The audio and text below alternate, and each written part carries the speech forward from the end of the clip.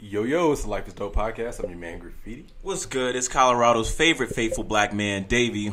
Lies. How you feeling today, bro? Hey, I'm already lit. You know what we haven't done in a while? What have we not done? Dad jokes. Dad jokes. You got one? Or are you ill-prepared? I'm ill-prepared. All right, then fuck it. What's going on in the world today? What's going on in the world today? Jamel Hill, ESPN trying to get rid of her. It's fucked up.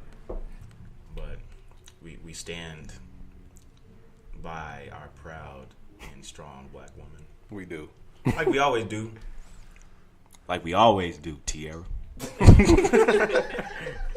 Hey, man, in entertainment news, the BET Awards coming up. Or they came up, depending on when we drop this. Because when is it? Top of October, some shit like that. Oh, yeah, we could talk about the... Let's talk about the nominations. I feel like they made up some nominations just so... Like, shout out to Cardi. She deserves all of them. But I feel like they made up, like, hella nominations this year. They got, like, Hustler of the Year, all kind of crazy shit. Hell no. But she got, like, 10 nominations. She brazy, black. Yeah, I'm pulling up the nominees right now if you want to stall real quick. Okay, man. Shout out to Barrel's Beer. This is a good beer. It's delicious. Shout out to Rhino Supply. Definitely. Go get you that 2 grams for $25. Charge down to Rhino Supply. It's the plug for medical marijuana. Hey. Yeah. Hey, man, and fuck everybody that said I look like the dude from the Everest College commercials on our Rhino Supply commercial. I seen those comments. I just didn't want to respond because it hurt my feelings. Man, fuck everybody that say I look like Lawrence. I don't look like that nigga. Yeah, he's Lawrence from Insecure. First you was Childish Gambino, now you're Lawrence from Insecure. Man, I look like everybody, man. Y'all don't know who I look like. Bryson Tiller. So let's see. So here's every nigga with a dad hat is Davey. So here's some of the categories: best hip hop video, best collabo, duo, or group, hot ticket performer, lyricist of the year, video director of the year, DJ of the year, producer of the year, MVP of the year, single of the year, best new hip hop artist, hustler of the year. Yeah, what the fuck is that? Made You Look award. What the fuck is that? Best mixtape, Sweet 16, best featured verse, impact track. All right, you want to do some predictions? Let's check out some of these. I want to check out this Sweet 16 best featured verse. The nominees are Chance the Rapper on I'm the One, Gucci Mane on Black Beatles, Lil Uzi Vert on Bad and Bougie. Yeah. Nicki Minaj on Rake It Up. She probably gonna get that. Ty Dolla $ign on Ain't Nothing. That was Wiz Khalifa ideas on Ain't Nothing. Yeah, I think Nicki gonna get it. Wait, it's 2 niggas from the same song? Yeah. Okay. Nicki gonna get it because once you play Nicki's verse and Rake It. Nah, she did. But out the rape in China. Some said like shit about China. 5 Chinas, 1 vagina. Vaginas. What rhymes with China? She did kind of kill that. But no, I'm going to go with Chance on the One. But contextually, the Chinas were well placed. They were. Yeah. But it's between her and Chance, obviously. But I'm going to go with Chance. You know, people kind of just sleep on Lil Uzi's verse on Bad and Bougie. It wasn't that bad. It was pretty bad. I mean, just because he said like 80 times. Well, if you actually listen to how it like came about, how he got on the song, like Offset was talking about, he made it and he got left all Bad and Bougie. No, that was Takeoff. No, but Offset was like saying that he made it, and it was kind of one of those things where like Uzi was just like, "Bro, come on, let me get on that song." Like, let me get on that song. So he was like, all right. He was like, yeah. I love the Wait, what kind of bar? Yeah. Nah. How about the Hustler of the Year? Let's see. Hustler of the Year. Let me go ahead and get this pulled up real quick. Shout out to the internet. What is it? Cardi B versus DJ Khaled? Let's see. Hustler of the Year. We have Cardi B, Chance the Rapper, Diddy, DJ Khaled, Jay-Z, Kendrick Lamar. Yeah, I feel like it has to come down to Cardi B or DJ Khaled. I feel like Diddy and Jay-Z, especially Jay-Z, should be exempt from awards. Like, it's kind of like when you retire athlete's jersey. Like, we know this nigga's a hustler. Like, come on, bro, that's Jay-Z. Like getting voted in the Hall of Fame every year. Yeah, like, why? All right, we get it, bro. Like, it's still dope. I'd have to give it to Cardi B because I think DJ Khaled would have been more last year as far as hustler up there. Khaled be doing some shit. I would give it to Cardi because she independently did it. And Khaled got that monster machine behind him. But Khaled be doing some shit, man. But I'm probably get that to Cardi. I think they created that for Cardi. I'll have to go with Cardi. Yeah, sure. We all on one accord. Single of the year. Ooh. I know what it is in my mind. Getting hot. Let me see if it's even nominated. So we got Bad and Bougie, Bodak Yellow, Humble, Mask Off, and Wild Thoughts. Damn. Not That one's kind of tough. Listen, because listen, Bad and Bougie. Yo. It been- got to be Bad and Bougie. Bad and Bougie been popping since last summer. I was about to say, I feel for like that real. was last year, though. Bad and Bougie? But, I Didn't mean, it drop it's- like last fall? It's had like Yeah. an entire year run. Like, But I guess you, yeah. No, I'm going to have to go with Bad and Bougie. I wasn't even thinking about Bad and Bougie. I was thinking Humble. But, yeah, I'm probably going to have to say Bad. But what were all the options again? Bad and Bougie, Bodak Yellow, Humble, Mask Off, Wild Thoughts. Yeah, it's Bad and Bougie. But Mask Off might be Second, kind of. I would go Mask Off. Mask Off would be like the sleeper. But if you That might ask be the any beat of woman the in the year. world, they're gonna say Bodak Yellow. Okay. Listen, I've seen Bodak Yellow played in the club. Nah, and it what turns this shit to a zoo. like what it does to women. Like Of all ages, man. My damn 5-year-old. you thought if like Diamond and Princess's verse and Knuck If You Buck was crazy, might like be yo, up there play with Bodak Yellow. But I think, but That shit turned into a you mosh can't give pit. her everything, though. Or you can. Fuck it. But You gotta get- Bad and Bougie, though, that shit, Yeah. like, reigns huge. supreme, dog. Yeah. Let's get like 2 more. Let's see, what else do we have? We have let's see, best new hip hop artist. Cardi. We That's have Amine, Cardi B, Kodak Black, Nope. Playboy Cardi, Nope. T Grizzly. Hey, yo, so it's Cardi B, Listen, Magnolia Kodak is my Black, shit. and Playboy yo. Cardi. There's like that's tight. Magnolia is dope, but Listen, I not. will Millie rock till my elbows get It's osteoporosis. something about that. It's something about that beat, bro. It comes on, you go stupid, but overall, you gotta say. They Cardi. gonna give it to Cardi B anyway. Gotta say Cardi on that. We one. already know what that's gonna look like. I mean, they threw him in there. His album is cool, but You know, Yeah, that one song was like real cool. the Carolina Yeah, Crew. but No, see, that ain't even me. Now you talking about Oh. Gold Link. damn. So you know, Damn. you know that nigga. My lost. bad. All right, let's get one Let's more. see. Producer of the year. Ooh, We have DJ Khaled, DJ Mustard, London on the Track, Metro Boomin, Mike Will Made It, Pharrell Williams. wait, so are they saying that Khaled, they're putting him in there where I people was are actually making just beats? about to say. I know, but a lot of people say he never made beats. He But- did used to make. But- But Khaled is like a Diddy type of producer. yeah, there's like, different levels. There's beat makers. Executive and, producer. yeah. yeah. He's like, Khaled's like press this type button to make this Yeah, type yeah. sound type guy. Like for me, it's Another gonna be between Metro Boomin and Pharrell. Pharrell this year? And you ain't heard Neon Guts? Well, Neon Gods goes, nigga, but we talk about like over the whole entire year. All right, let's see. What Metro else? Boomin is on every track. Yeah. Now you're gonna make me have to look up what If Young Pharrell Metro produced don't this trust year. you, I'm gonna shoot you. Pharrell Williams production. Hey, he did all the songs on Despicable Me 3. Yeah, That shit was enjoyable. getting that crazy bag. I watched that movie like just like Yeah. alone, like Yeah, man. super high. Those little voices crack me up. When you getting DreamWorks money, man, or whatever they are. Let's see, 2017. So we got Vic Mensa. He did OMG. He did. But see how you just had to look up? Like, He we did. know Pharrell's dope. Pharrell's another one of those. But I'm dudes, saying he like, did Bylon on 2 Chainz. Pretty Girls Like Trap Music. Nigga, Metro Boomin did every song. He did Neon Guts.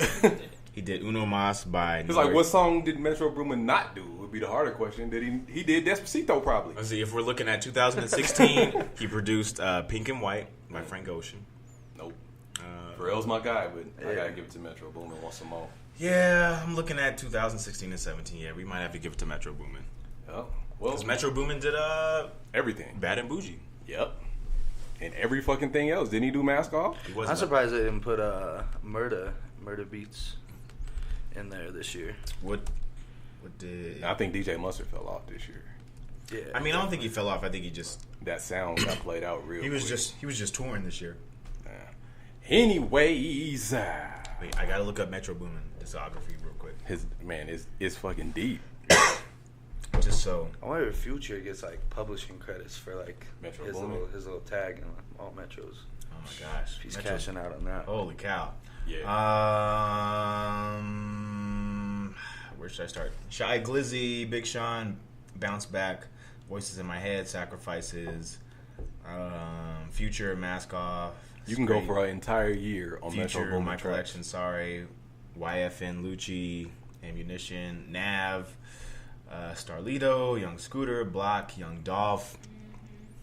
Everybody. I'm telling you, it'd be harder to say who has he not produced. For Anybody's like big hit from 2017. Gucci Mane. It was either Metro Boomin or Mike Will made it. Yeah. Post Malone, DJ Khaled, 21 Savage, Lana Del Yeah, Rey. so Khaled shouldn't even count because like his shit is produced by other producers. Yeah, that's what I'm saying. That's kind of weird. Lecrae, Lil Uzi Vert. Yeah.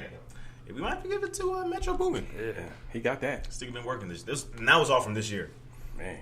But shit, speaking about music, Hey, we got a special guest in the building. who we have? Hey man, so off top before we get into the juicy shit. Or Man, whatever. what happened? No, off top. Your name has been mentioned a lot of times in a positive light on this show. Yeah. As far as just like, you know, artists that people are looking forward to seeing do more in the city and people want to rise and just whatever. This guy right here is pretty dope, man. He goes by the name of Tripper Jones. Hey. What up? What up? What up? What up? Let's go. How you feeling, bro? Feeling good. So for the people who don't know, who are you? What do you do? Tripper Jones. I'm a musician, I guess. I don't play any instruments, so I just hate like some people are like, oh, you're a rapper.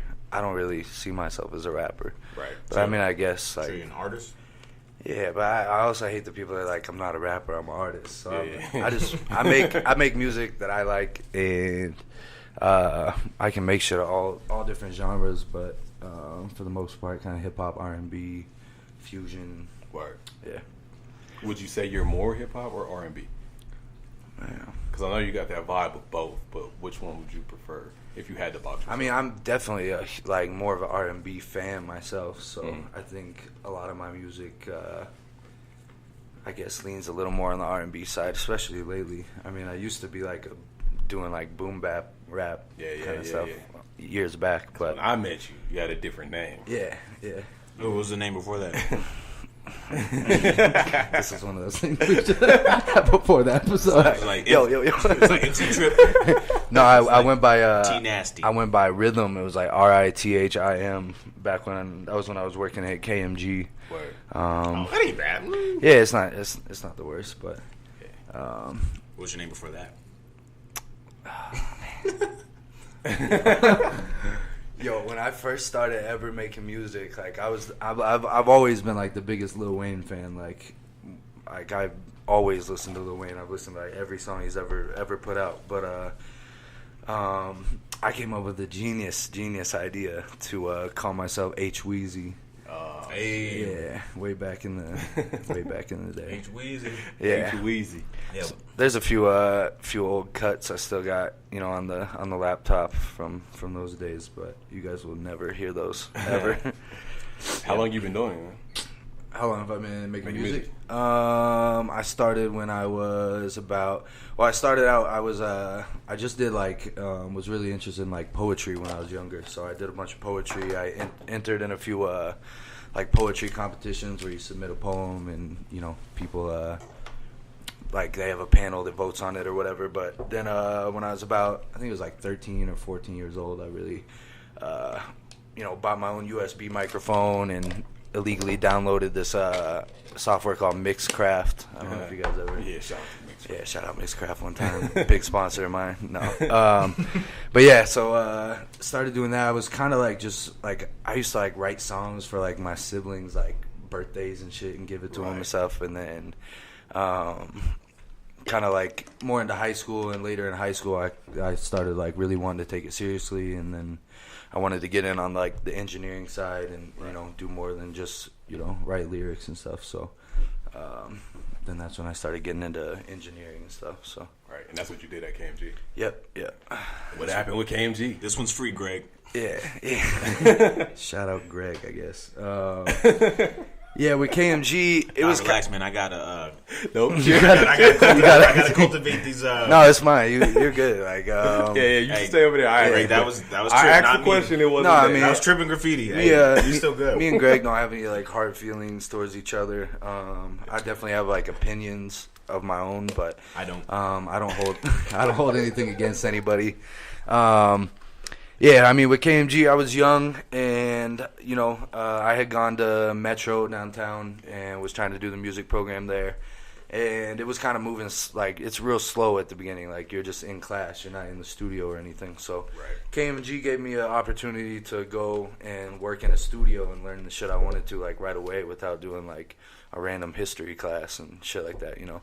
So I went up there, but, you know, I had to pay to work there for the first... Damn, I keep dropping everything. I had to pay to work there. Yeah. Pretty much to start out as like an intern or an apprentice as they called it. So it was a good, like, I gave Greg a good like $7,000 of my money, and it was supposed to be a year-long program before I could engineer on my own. But like 4 months into it, he was like, yeah, you know, right as soon as I had paid all my money, he was like, yeah, you know, you're good, like you can start engineering.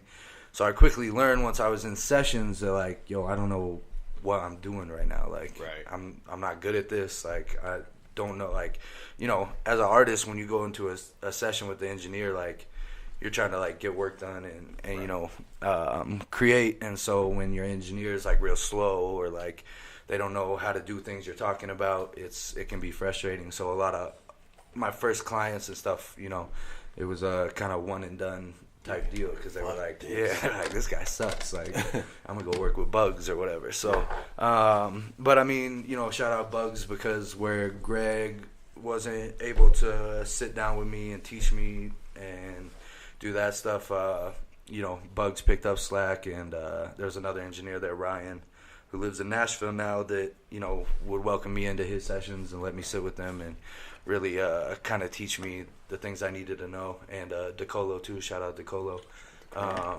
because him and I moved in together after KMG, and that's really where I learned most of my engineering stuff, was at our home studio. So, but yeah, I mean, KMG was cool. It was just, you know, I put in 60, 70-hour weeks there, and I never saw more than $350 on a paycheck every 2 weeks. So, and, you know, it was always said that was, you know, my fault, and if I worked harder or all the shit, then I would make more money. But that's just not how it was set up. And so, you know, that's why none of the people that worked there when I worked there still work there, except, you know, a few people that, you know, aren't engineers there. But so yeah, I mean, you know, it sucked because you know, it was a lesson.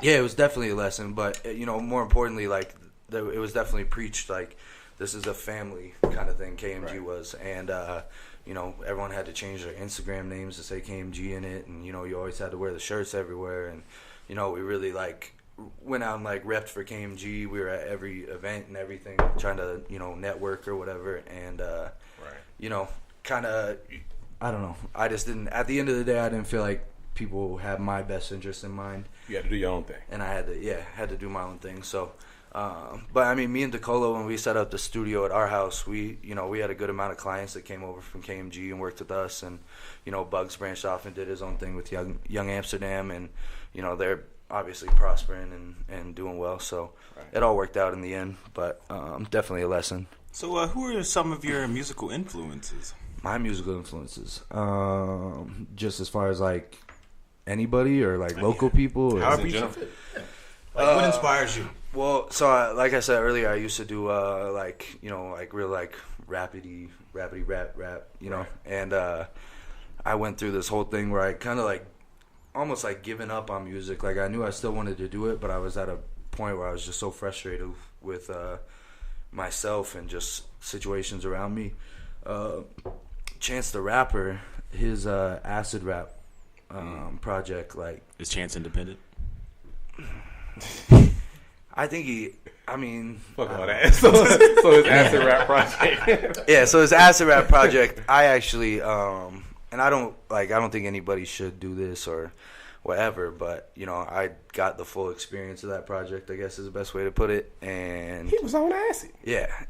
Well, I spent a good 3 months, like I did a lot of that stuff for a while. Allegedly, yeah.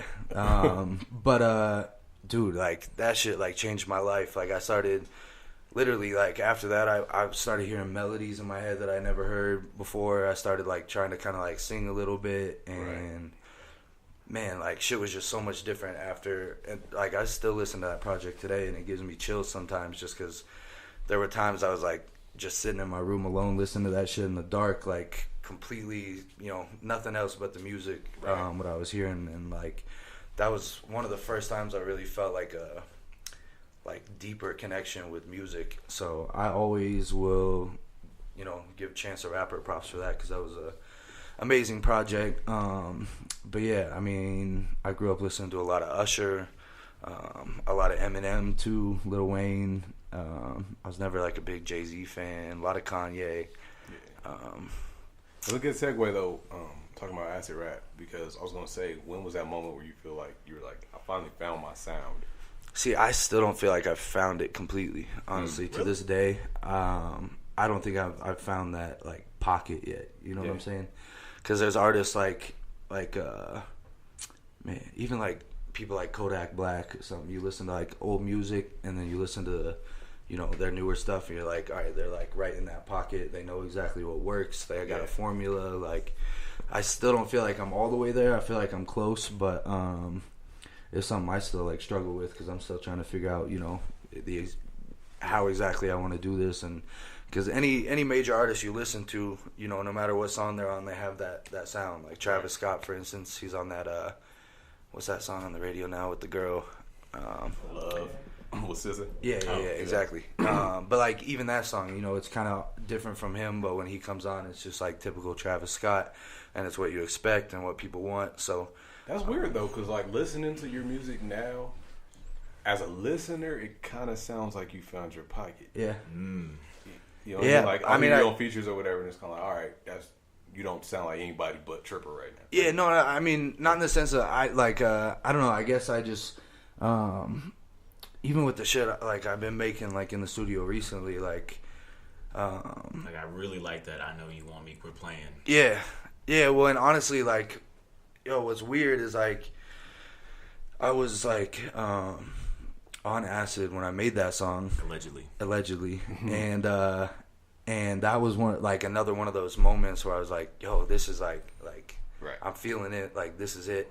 There's a couple songs I made like 3 or 4 songs that same night, and they're all like on that same exact like genre or vibe or whatever. Dang, so I'm like just one tab away from a hit, allegedly. No, but like that's a struggle for me, because sometimes I'm like, damn, like, should I just take some of that again and like try to get back to that place? But at the same time, like, as an artist, you're always evolving, and right.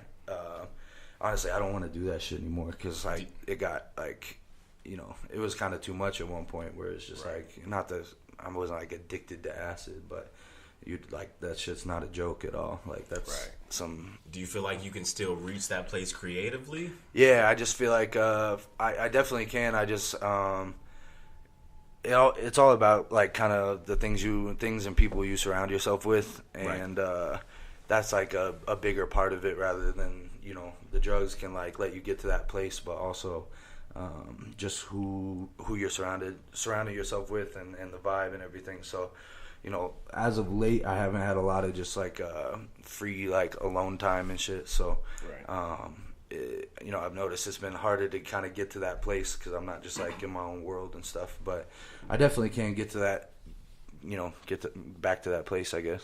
So as an artist, I've noticed that you've really risen quite quickly through the ranks. Why do you think that's happened?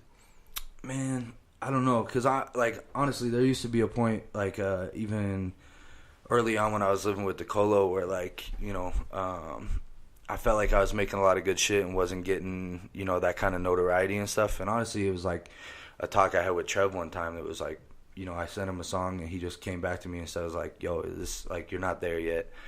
Like, just grind it out, keep going, keep pushing. Don't listen to what other people say. Don't, just do you, and kind of, and, the little pep talk. The notoriety and stuff will come, come with that. So, I don't know. I don't know exactly why it's happened. I've just been working, man. Like, I just, I try to just keep to myself. I used to kind of go out a lot more and stuff, and I kind of, tone that back and just keep to myself. I try to stay out of drama as much as possible. Right. Although, doing great so far. Drama will find you sometimes, but, I don't know why it is. I think, I don't know. I guess some people feel the music, and you know, I think people, when they meet me and stuff, you know, I'm a nice guy. I don't act like a dick to anybody or act like I'm better than anybody. So, that's real. Yeah. So was there a point where you feel like you kind of had an aha moment, like, hey, people are kind of actually paying attention to what I'm doing now? Yeah, definitely. I mean, part of that was, I guess, like, the first time I did that, like, me, DeColo, and Damien the architect, we all had, like, a little, like, crew together or whatever. And it wasn't people, like, you know, I don't know, there's two different kind of scenes. There's, like, the younger scene that's, like, high school, college kids, and Damien had a lot of those, like, fans and followers and stuff. Right. And we kind of started to tap into that crowd instead of, because, you know, I'm only 23 years old right now. So a lot of people I was around, you know, older people, not old, but, you know, older than me. And so we kind of started to tap into that crowd, and we were seeing a lot of success with just, like, plays and numbers and stuff. And I was like, you know, it kind of I kind of had, like, a moment where I was like, you know, maybe I should kind of rethink where, you know, where my listeners are going to come from and stuff, because honestly, as a 23-year-old kid, it's hard to get, you know, a lot, like, people in their 30s and you know, late 20s and stuff to relate as much as, you know, younger kids. But so yeah, that was kind of one. But also, you know, when I went out to LA and realized that, you know, I had been doubting myself a lot at that time, and just seeing that, you know, people actually were like, yo, this is tight, like, you can write, you know, this shit sounds good. That was kind of another moment where I was like, yo, I could really do this. Like, you know, it's within reach, you know what I'm saying? So cool. So let's go ahead and get to the elephant in the room. Yeah, speaking of LA, let's talk about that whole experience, Atlantic Records. Let's get to it. Yeah, there was a independent label and management company that you were working with that had set up that opportunity for you. So I'll just start from the beginning. I was actually you don't have to say names. I'm gonna say names. We don't say names here on Life is Dope. Yeah. We ain't gotta say names, but we can. But so I'll just start from the beginning. We will. Fuck can, we will. So I was doing a podcast. It was like just a friend of ours. She had this, like, you know, it was in the basement of someone's mom's house kind of deal, whatever. But we left. It was like 10 p.m. We're driving home, and I had 2 missed calls while I was in the podcast from a number I didn't know.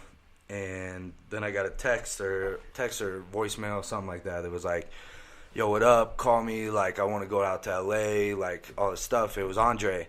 So keep in mind, like, I don't know Andre. Like, not somebody that supports my music, not somebody that I'm friends with. You know, we've never more than said, hey, what's up? Nice to meet you, that kind of deal. So I don't know who this dude is, but obviously, you know, I'm 20. I think I was still 21 at the time.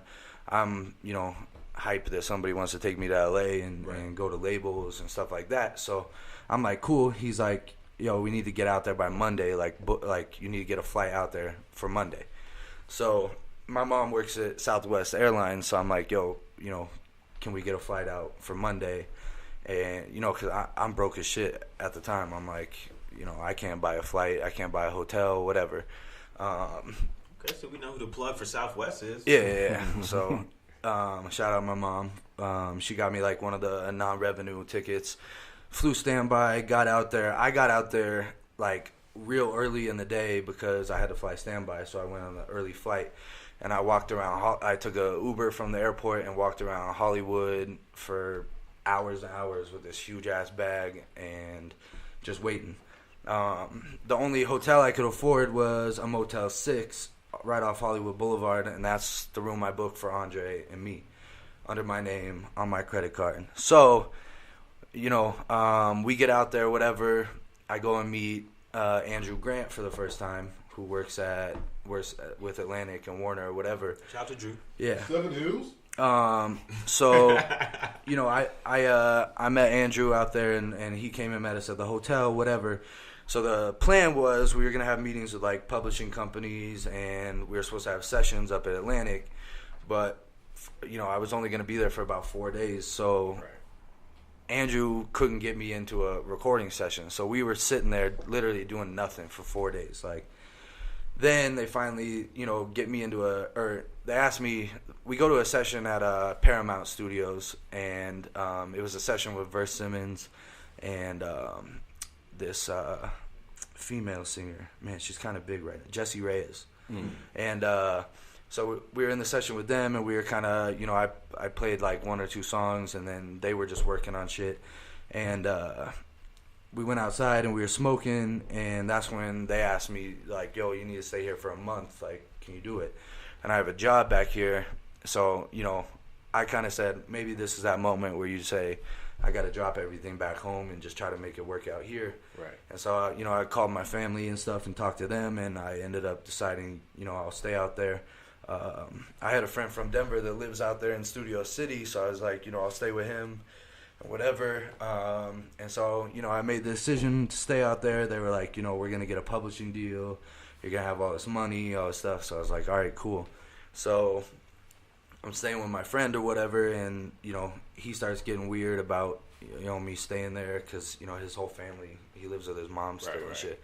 And they got a big-ass mansion, but it just wasn't like, it wasn't a good fit for me to be sleeping there or whatever.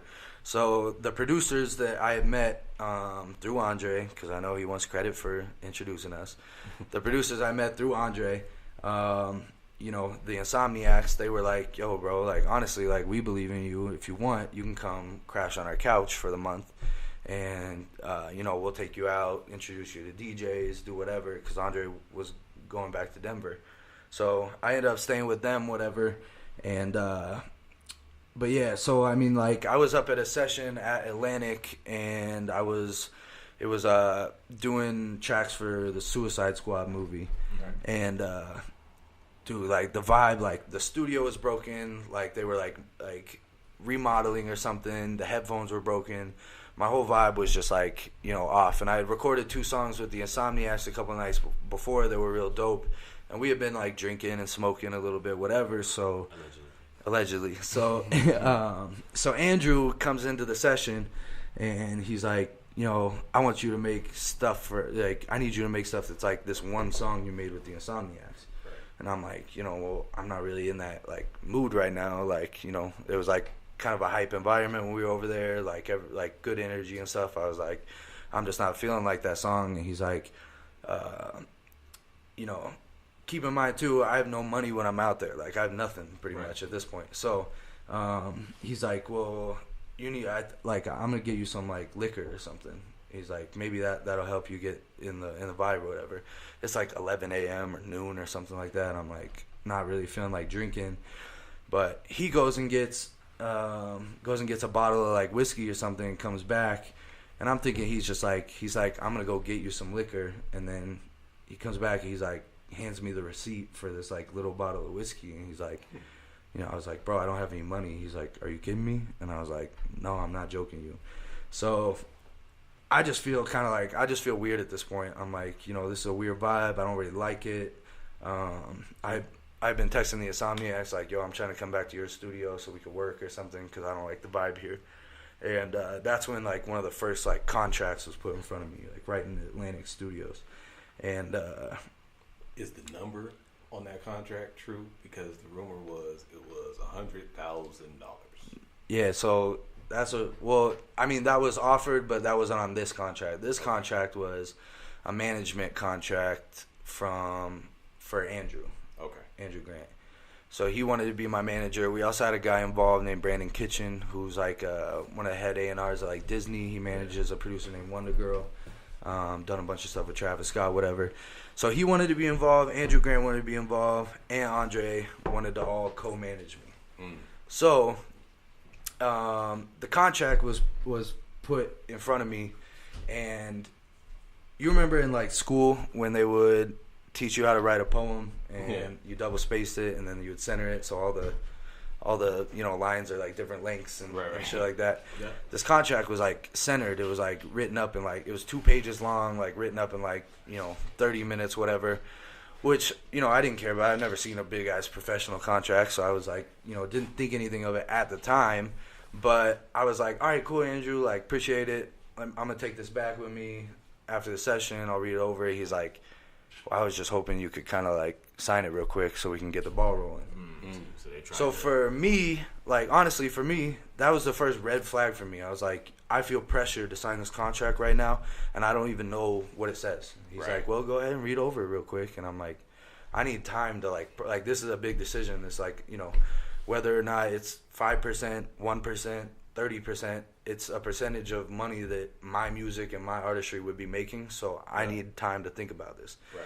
So, you know, he kind of gave me this whole pressure, like, you know, oh, well, you know, that's the only copy I have, so make sure it's like you keep it intact and all this shit. And I was just like, all right, whatever. So I take it back to the Insomniacs. They look at it right away, and just based on the format, they were like, bruh, don't sign this. Like, do not sign it. Go back and tell them you need a professional contract, like written up. Like, they need to take you seriously if you want, or if they want you to take them seriously. So I was like, you know, all right. So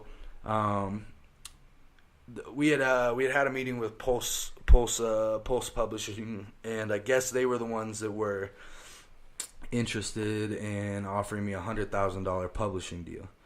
So the weird part about it though was Andrew, and just to put it out there, I don't have any hard feelings against Andrew. Right. You know, he's a hustler. He's out there doing his job, trying to get a check, and I respect that. But Andrew's real good friends with this girl who works there named Ashley Calhoun, and she's the person that cuts the checks at Pulse. And after a while, after looking at it, it looked like they saw this as a lick. Like, you know what I'm saying? Like, we're going to give you $100,000 knowing that all that's coming back to us at some point, and we're each getting, you know, a cut off the advance. And then at that point, you know, like, I want people in my corner that really want to, like, work for me, you know what I'm saying? Like, every single day they wake up, they're like, how can we progress this situation? Like, how do we take this to the next level? And the fact that I had only known these dudes for, you know, 4 or 5 days, and they're putting all this shit in front of me, I'm like, I don't trust you guys. Like, nothing against you. I don't trust you. I don't know you. I was like, this is like a big step in my career for me to just kind of willy-nilly sign a contract and be like, well, here you go. Right. So for me, how it felt, because of like the pressure to sign and all that stuff, it just kind of felt like it was like, all right, you guys want to get this quick, like $5,000, $10,000, and then, you know, then I won't be able to get a hold of you, or, you know, I won't be able, you know, just, it just didn't seem like it was, you know, really people that were like, I want to invest in you, I really believe in you. Right. Now with the Insomniacs, like, those producers, like, they had already had like bad publishing deals and been through that. Like, one of the guys in the Insomniacs, his name's Trax, and his brother is Sounds. He's like, you know, we've done a bunch of shit for Justin Bieber, right? Travis Scott, bunch of different people. But anyway, you know, we were even at his studio one night, and, you know, I guess he had done a deal with like Sony ATV or something like that, and you know, it wasn't like the best deal or whatever. I don't know the ins and outs of it, but, you know, Trax kind of laid it out for me and was like, listen, my brother been through some shit like this, and, you know, I guarantee you if you ask him, he might regret, you know, a good 5, 6, 7 years of his life that, you know, he could have been making bigger moves and stuff. And he was like, Trax is like, at the end of the day, I'm not going to tell you whether you can or can't do something. Like, if you want to sign it, he's like, let me tell you, like, me and JG, the other guy in the Insomniacs, he's like, we signed a publishing deal for $250,000, and he's like, I'll tell you what, like, you think 100,000 is a lot? Like, we thought 250 was a lot, and that goes real fast. Like, you know, so you just naturally, it didn't feel right. Well, yeah, and for me too, dude, like, I'm out there on my own. Like, you know what I'm saying? Like, I don't have, you know, it's not like, you know, I was kept in contact with Trev and stuff the whole time, because that was in the time where we were talking about the whole Squizzy move and stuff. It wasn't like official yet, but we were talking and stuff, and he was like, bro, like, don't sign anything, like, is what he was saying. He's like, just don't do it. He's like, he's like, I've been in that exact situation with the same people out there. He's like, just don't do it. And, you know, at the time, Trev was kind of upset because he knew that, you know, Squizzy was like interested in me as an artist, and he felt like Late Night Crew was kind of stepping on toes a little bit. They ended up talking about it, hashing it out and stuff, but honestly, the whole thing kind of seemed funny to me. And to this day, like, for me, and, you know, I don't know if anybody else feels this way, but, and you guys, you know, obviously don't have to say shit, but when I talk to Andre or when I watch Andre talk to other people, it just, to me, it's one of those people that when you hear him talk, you know, it's like, you know, I can't believe everything he says, and I feel like there's a lot of embellishment going on, and there's a lot of like fronting about, you know, the kind of moves like people are making and shit, and it's just like, he's a hustler, and I'll give him that, and he, you know, goes out and works for what he's got and stuff, but there was something about it from day one, just talking to him, that I couldn't, you know, trust him all the way. You just trusted your gut. Yeah, and it was just a gut feeling for me, and that's pretty bold though, man. Like, just from the outside looking in, if you young, you out in LA, you have nothing at this point, somebody's like $100,000.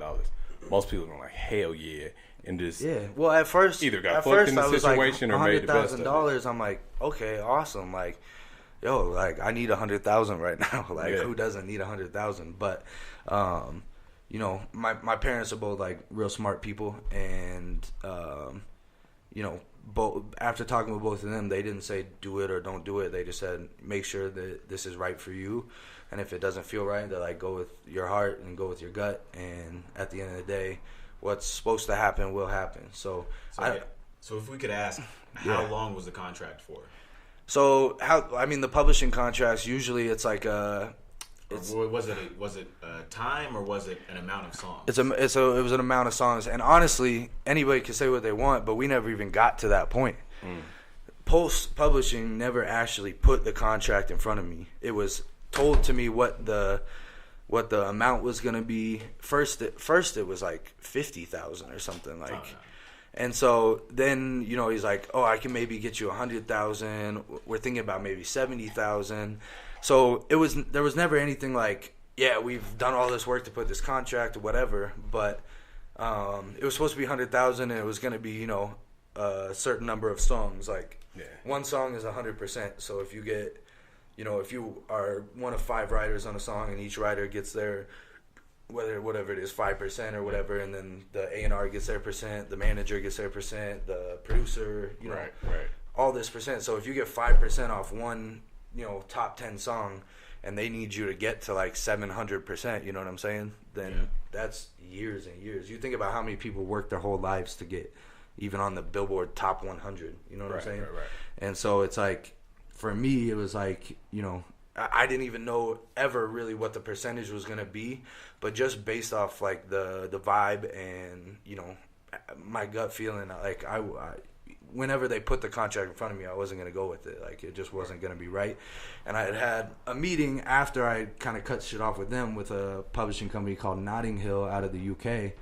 And they're, you know, they're talking about like 200, 300,000, and they're talking about that's not shit that I have to pay back. They're willing to invest that into my career. Oh wow. So, and a lot of artists now are kind of getting away from the deals where they give you an advance, and rather you know, it's, you can find somebody who's sees what you're doing and they see the potential. Like Notting Hill is who the Insomniacs are signed to, and he said, yo, I believe in you guys. I invested $250K. He's like, I don't care when I get it back, and he's like, I'm not worried about it right now because I know you guys are gonna get more hits. So I was looking for something more like that than, you know, because, I rupture a vocal cord or you know, something happens and I'll be in debt the rest of my life. You know, I'm glad you brought that up, because I was going to ask you if you feel any regret, because that whole story kind of sounds like one of those, damn, this is a once in a lifetime type situations. Yeah. And not to knock your artistry or anything like that, but it's like for so many artists, they work for that moment. It's like, damn, will that come back around? But I have no regrets for that specific situation at all. Okay. But for me, see, I don't look at it like that. I'm like, yo, at 23 years old, after, you know, only making music since I was 14, I don't have any kind of, you know, management. I don't have anything. I was able to get there. I'm like, you know, if I really put a plan together with this shit, that shit was on a whim. Like, that was just out of nowhere. I'm like, if I really there's a guy, you guys know, Hustle Man. Yeah. Shout out to Hustle Man. Yo, he'll walk into the labels by himself. Like, you know, I can walk in there by myself with a plan and with, you know, my EPK or whatever it is, and show it to them and be, you know, you know, obviously people say, oh, I worked my whole life to get into that situation, but it's like, you know, you also got to know, like, you don't want to work your whole life to get in that situation and then do something that's, you know, not beneficial to you. Right. So at the end of the day, you know, if I would have known Andre wanted a Facebook thank you, then I'll give him a Facebook thank you. But shit didn't really leave off like that, because when I was looking out for myself, they took it personally. And it's like, I want the check just as bad as you do, but it seems like you want the check a little more for the wrong reasons, just so you can get the check, not for my artistry. Right. So that's where, you know, dude, I mean, for me, like, there's nights I've fucking cried about this shit, dude. Like, truly, like, blood, sweat, and tears. Like, you know, I've had nothing and put it into studio sessions, and, you know, I've gone into debt over music and stuff like that. And so for me, like, this is my livelihood. This is my life. And, like, if I don't feel right in something, I'm not going to do it just for a check. Like, I don't make music just for the check. Obviously, I want to make it, you know, so I can make this my career and make money off of it. But, you know, I'm a smart kid, and I'm not gonna, you know, just sign a bunch. You know, there were things in the contract like power of attorney, things that said that, you know, people had access to my bank accounts, like shit that, you know, I'm not comfortable with. If it's my mom trying to manage me and she said, hey, I need power of attorney, then I'm gonna be like, I trust you.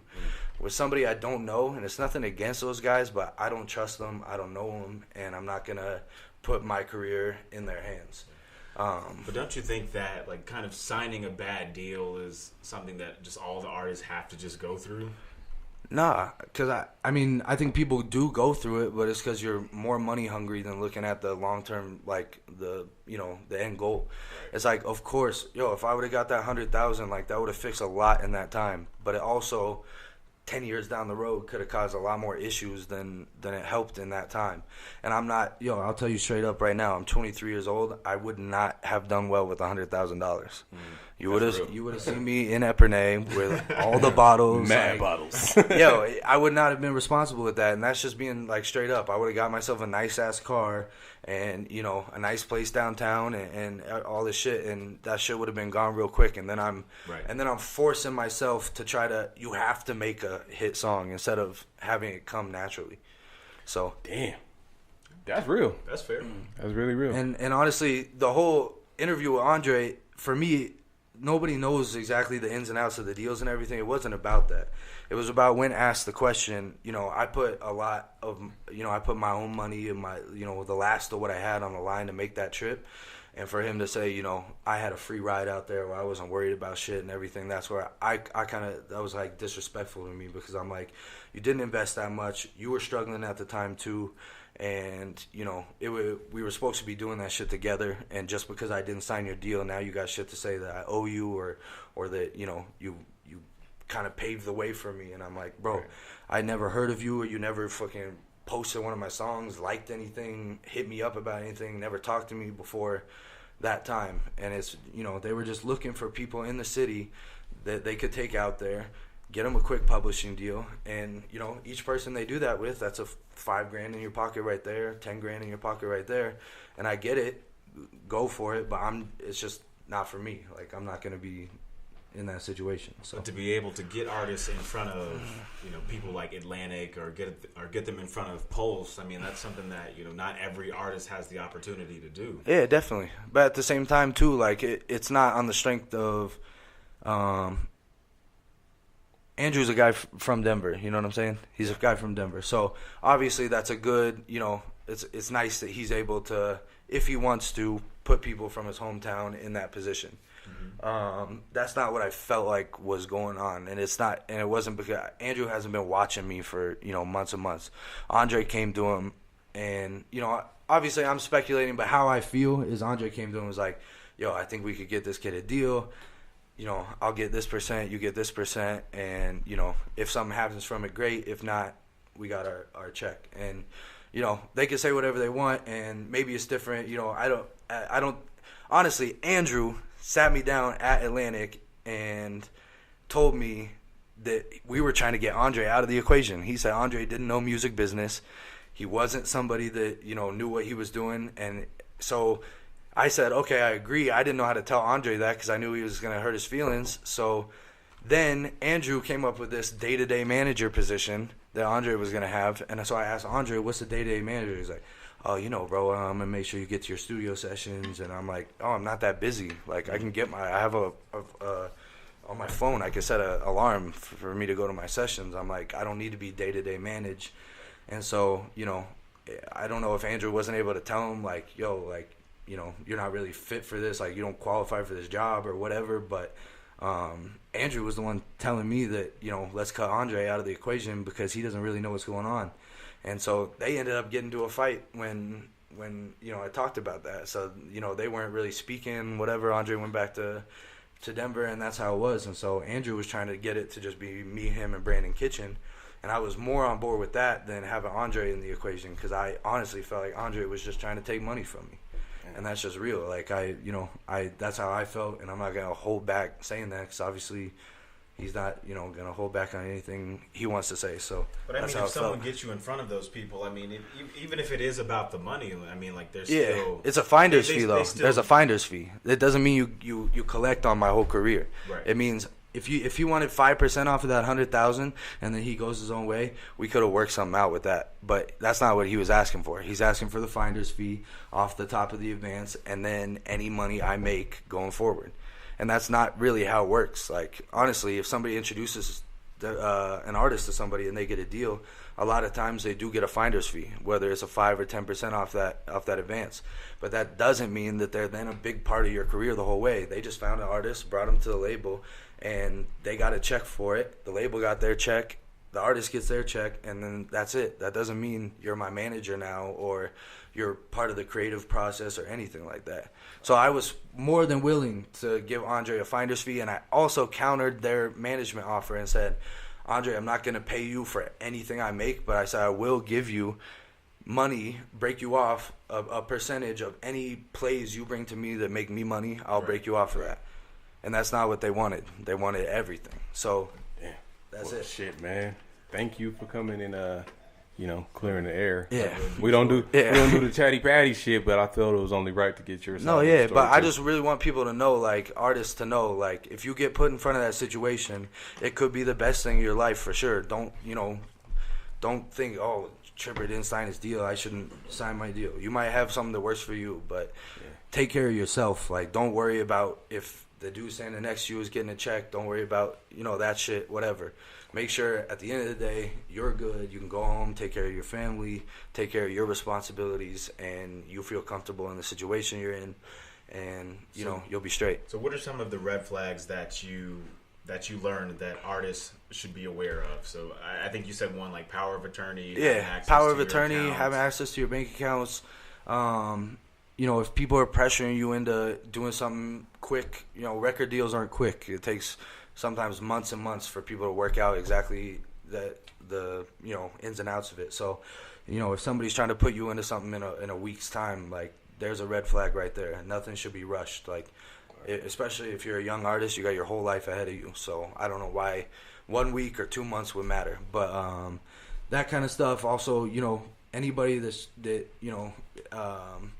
says that they want to have, be able to have creative, control in your process, because for me that was a big thing for me, because nobody, it's kind of like you wasn't with me shooting in the gym, like those people weren't there when I was, really grinding it out, finding myself, finding my sound and stuff. So nobody should have control over your artistry except you, is what I believe. And not to say that I wouldn't sign a deal at any time. I'm not saying I'm strictly independent, whatever, but yeah, I mean, you just got to know what's right for you and know what's not. So it's big things coming up for you in the future, man. Keep on grinding. I feel like you just getting started. Yeah, for sure. But on top of all that, man, because I was 23, deep. like, you have plenty of time. Yeah. On top of all that, what would be the one piece of knowledge you leave with the world? Man, one piece of knowledge. Man, I don't know. I feel like I just dropped a lot of knowledge. Yeah, I was about to say, yeah. No, but I almost just left it because you did. But shit. No, I mean, I guess at the end of the day, make sure that when you go to sleep at night, you got nothing weighing on your conscience. You got no regrets, and because I've been through plenty of situations, and in my life today, I have no regrets on where I'm at or the things I've done. So just make sure that you you could live with yourself and look yourself in the mirror each day and know exactly who you are and be yourself, and don't let people push you into not, trying to be something you're not. So. Hell yeah. Yeah. As far as social media, how can people find you, reach out to you? Instagram at Tripper Jones. It's 3 P's. TRIPPPER Jones. Twitter, Tripper Jones. SoundCloud's Tripper Jones. I mean, there's not many of me, so you should be able to find it pretty easy. Word, man. Well, shit, we definitely appreciate you coming through, giving us your story, giving us your side of everything, and we appreciate you, bro. Y'all make some noise for Tripper Jones. Hey. Hey. Life is Dope Podcast. I'm Graffiti. And I'm still faithful to all the black queens out there, and it's Davian. In case y'all forgot. Hey. Skirt.